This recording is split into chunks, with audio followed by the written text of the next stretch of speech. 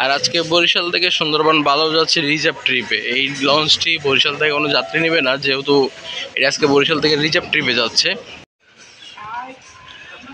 আসসালামু আলাইকুম, শুভ সকাল। আজকে বরিশাল থেকে ঢাকা যাবে পাঁচটি লঞ্চ। তো এর ভিতরে একটি লঞ্চ রিজার্ভ আছে সুন্দরবন 12, যেটা আপনারা সকলেই জানেন যে কালকে জামায়াত ইসলামের মহাসম্মেলন উপলক্ষে রিজার্ভ গেছে। তো আজকে ফার্স্ট ট্রিপে যাবে সুরভি 7, সেকেন্ড ট্রিপে যাচ্ছে পারাবত 18, আর অনেকদিন পর মানামিকে আবার দেখতে পাচ্ছি।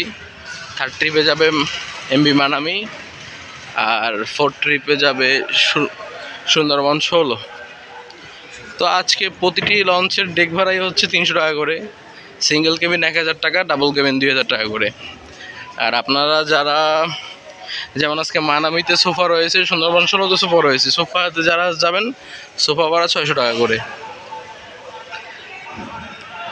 আর অবশ্যই যাত্রাপথে অপরিচিত কারো দেওয়া কোনো কিছু খাবেন না, এই বিষয়টি সবসময় মাথায় রাখবেন।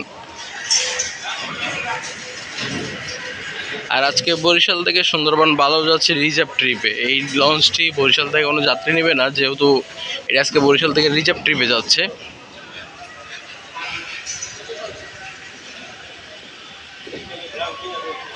আর এটি বাদে আজকে বরিশাল থেকে ঢাকার উদ্দেশ্যে যাচ্ছে 4টি লঞ্চ।